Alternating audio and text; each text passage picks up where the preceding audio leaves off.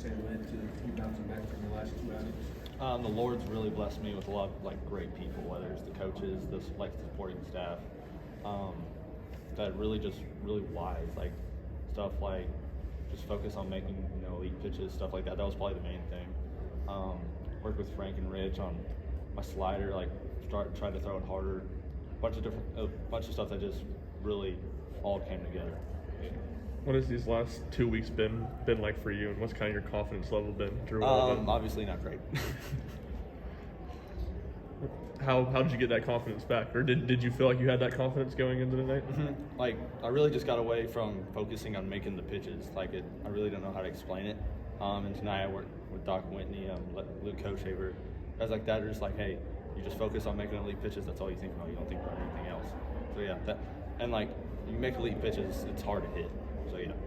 How does that happen where you kind of lose sight of making those pitches?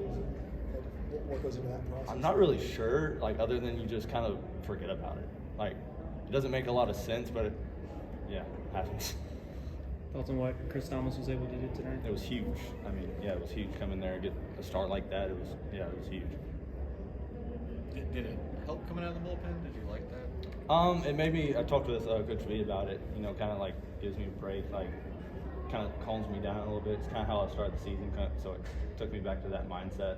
I'm just honestly just going in and making pitch after pitch versus thinking about it like a full start. Yeah. Were you still calm when you came in that situation there in the third? Honestly, was yeah. Okay, what was going on with the umpire, the third base umpire, and throwing the balls in the dugout? What was that whole thing about? So I lick my fingers a lot because I like feeling moisture. I don't like my hands feeling dry. So he thought I didn't like, and it's like habit for me to like. So obviously I didn't agree, but just have to go back and look at that one. Was that did that come from the dugout, or did that just come from the umpire? I honestly have no idea. I don't know if it was him or LSU. What was going through your mind when all that happens? Really? I was like, are you serious? Come on. What did you see from Kirby working out of that jam? It was huge too. It makes me look a lot better.